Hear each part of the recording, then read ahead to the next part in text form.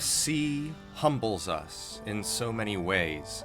Its extent, its depths, its age, its mysteries, or the dangerous creatures it holds within. Indeed, with its freezing cold and bone-crushing pressure and lightless depths, the sea is horrifying, to the point where, if you aim to write horror like H.P. Lovecraft, you will end up writing about the sea. And likewise, if you write about the sea, like Herman Melville, you may end up writing horror. Welcome to PhD&D, everyone. I'm Dr. Bowers, and today we're going to do an adventure in the Sea of Sorrows. And this time, we're not going to any of the islands of terror within the sea, we're going to go within the sea itself. As with all my Ravenloft videos, we'll go over what this domain is, list some media to help us get an imaginative grip on the domain, and then sketch out an adventure. This adventure occurs across 3 acts, taking PCs from level 9 through level 11. That is, they will complete the adventure at level 11, and with DM's permission at the end, they can level up to 12.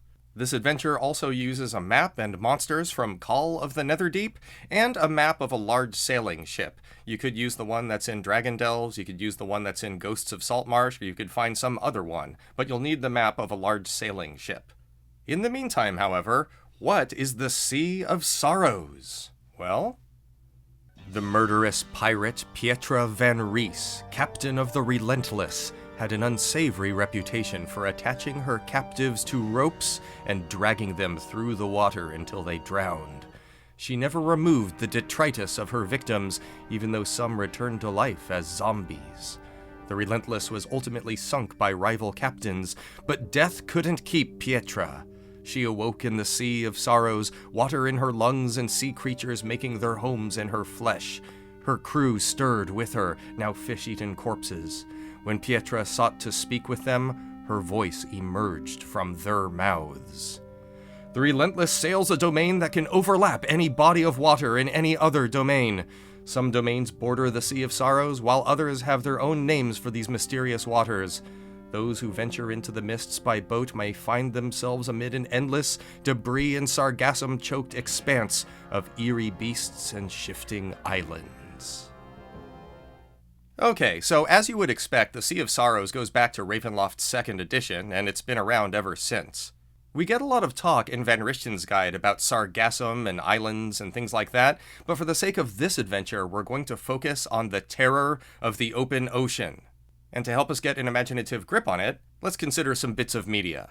First, we're going to draw upon an 1841 story by Edgar Allan Poe, A Descent into the Maelstrom. This is a wonderful tale about a ship that plunges down into a whirlpool in the ocean and seems to come out on the other side of the planet. It's fantastic, especially if you love that old-timey fear of the sea and the mysteries within. And I would also recommend the 1877 Malison translation of Jules Verne's A Descent into the Interior of the Earth. This adventure isn't entirely a sea voyaging one, but there is a massive subterranean ocean and monsters fighting in it in a scene that's really fascinating that we're going to borrow from.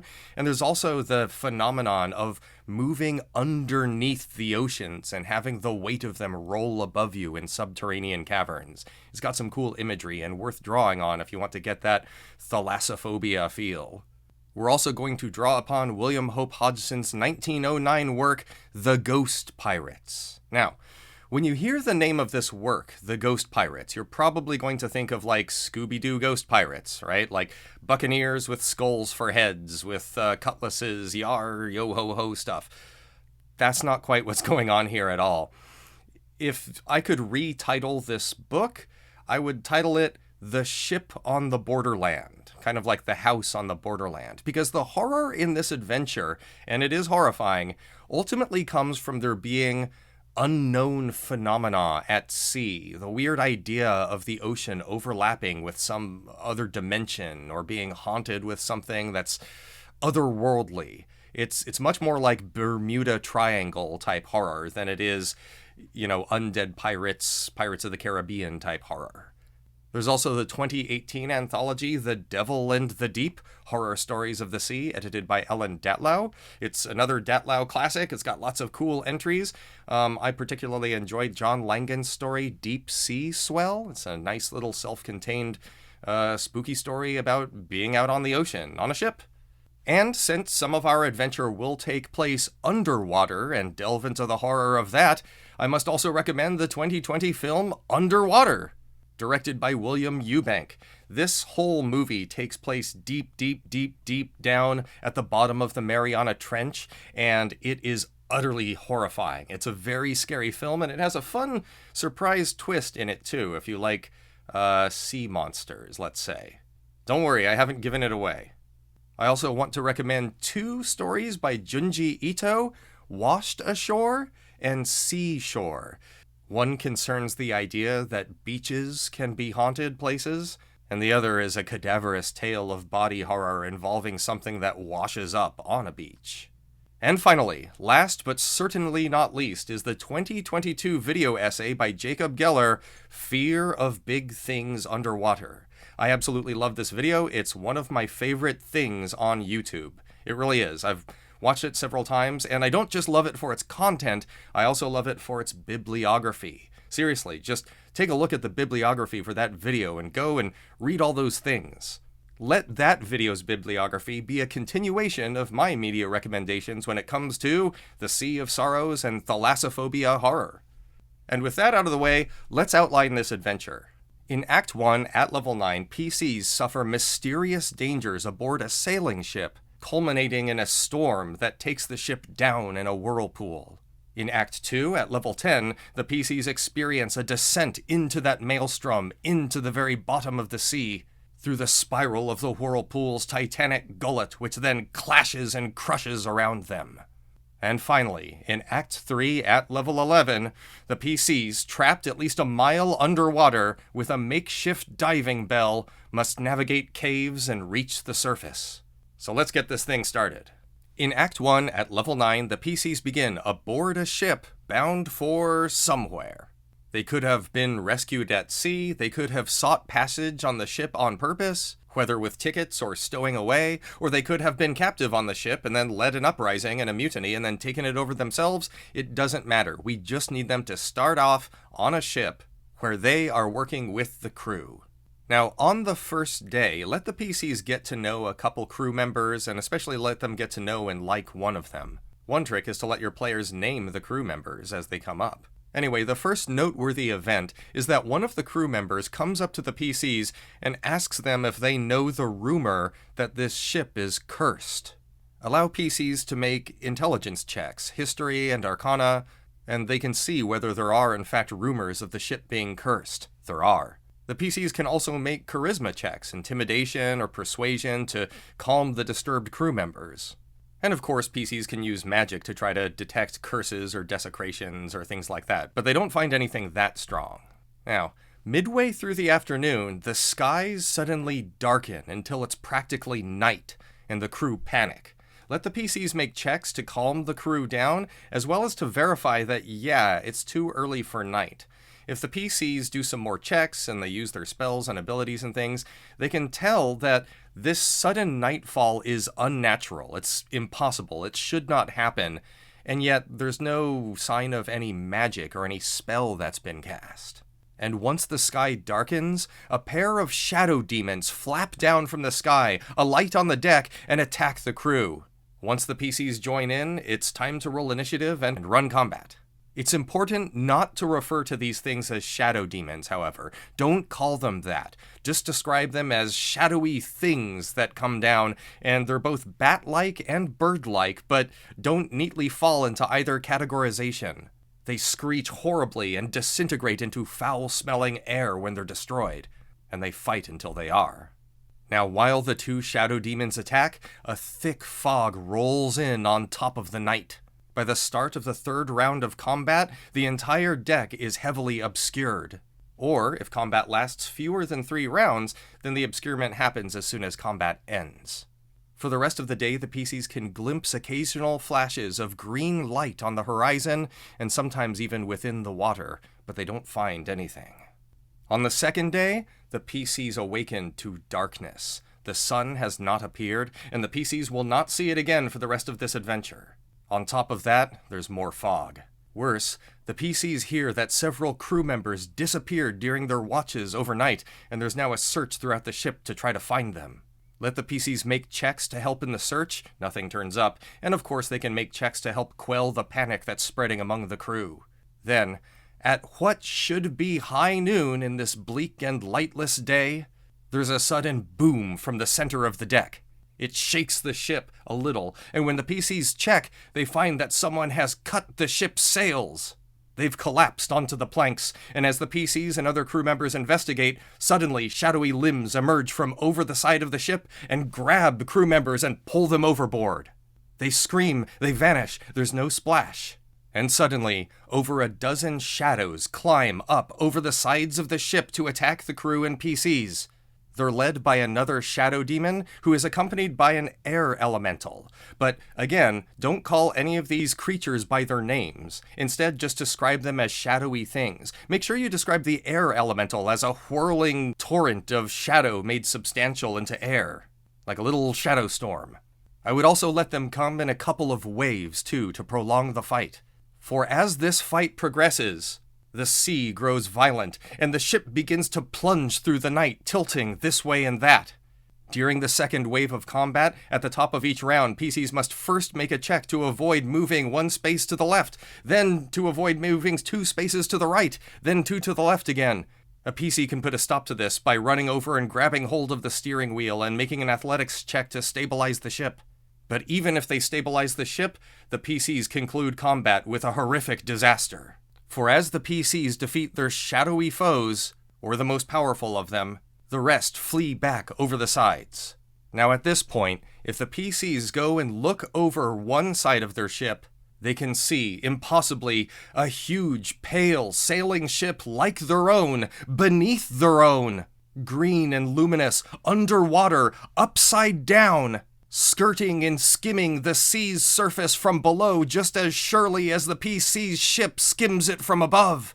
The PCs see the mighty base of the vessel, with its stern and its sails extended deeper into the sea, all crewed by shadowy humanoids. This weird ship, this anti-ship, it's impossible! Let the PCs make wisdom saving throws once they see this to avoid being so frightened that they have the paralyzed condition for a round or so. Now that's only what they see if they look over one side of the ship, whichever one they pick first.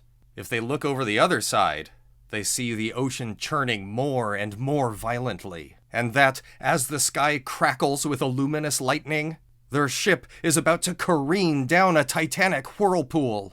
It cannot be avoided as the PC's ship departs from its eerie counterpart.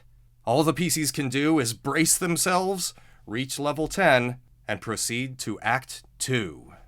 In Act 2, the PC's sailing ship is nearly perpendicular to the sea, plunging downward through a whirlpool to the bottom. As it nosedives, hideous sea serpents and other creatures reach through the swirling walls to attack or fly onto the deck to do the same, clinging with suckers or thrashing with crustacean limbs. So, go to Initiative, and using the same map of the ship, have the PCs make athletics or acrobatics checks to avoid falling down the entire length of the ship, ultimately catching on one of its protruding elements, if nothing else the railing at the very stern. If the PCs can fly, they can keep pace with the ship, but the winds and the suction from the whirlpool are too strong to go anywhere else but down with it. Now the whole time, let a pair of slithering blood fins from Call of the Netherdeep reach out through the whirlpool's size. Change their size to gargantuan so that from where they exit, they can reach or bite at any square on the deck of the ship. Each of them fights until bloodied and then disappears back into the whirlpool. Meanwhile, a dozen scuttling serpent maws from Call of the Netherdeep will also fly onto the deck and go below to attack anyone who's hiding below.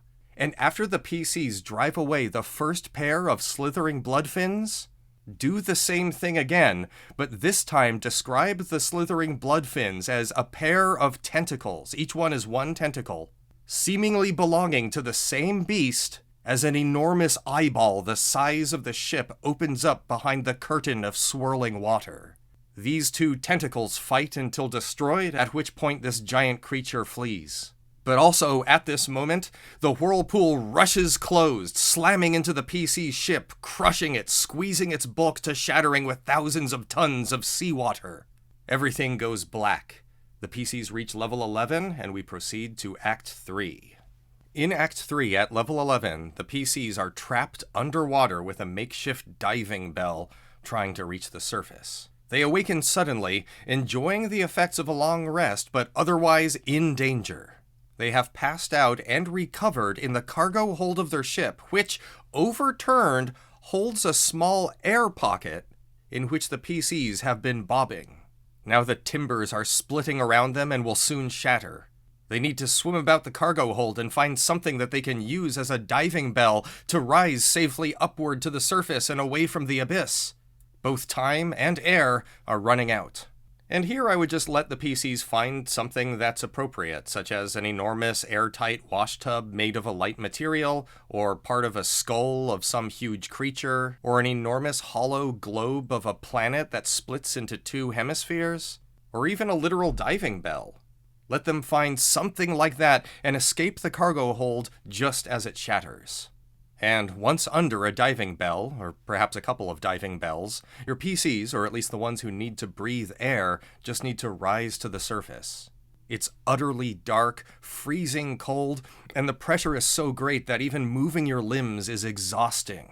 So apply rules for extreme cold, and allow an occasional save to avoid getting a level of exhaustion. At first, as the PCs float upward, it seems easy enough. They just have to endure the deep and be patient. Soon, however, they find out, horrifically, that they're in the tunnels of an underwater cave. They need to find a way out through the tunnels, or they'll be trapped down there. And here, I would use the map of the Emerald Grotto from Call of the Netherdeep, but I would do 3 things with it. First, turn the map on its side. Second, let the y-axis on that map be up and down, in other words, more shallow and more deep, rather than being north or south. Let left and right still be east and west on the map, however. And third, start the PCs at E1 and let E12 be an exit out into open ocean. That's where they need to get. The PCs cannot go deeper than E1, they cannot go down, they do not have the strength, but they can otherwise navigate the caves, although moving down is difficult terrain, and in order to do so they need a surface to grab onto. Now, you can ignore pretty much everything on that map. Instead, just have the PCs encounter and fight monsters from Call of the Netherdeep. I would have them encounter a swarm of sorrowfish with a light devourer first, followed by a corrupted giant shark, and then, if it doesn't seem unfair and the PCs are really up for it, a death's embrace. They could show up wherever seems appropriate in these caves, wherever would be scariest.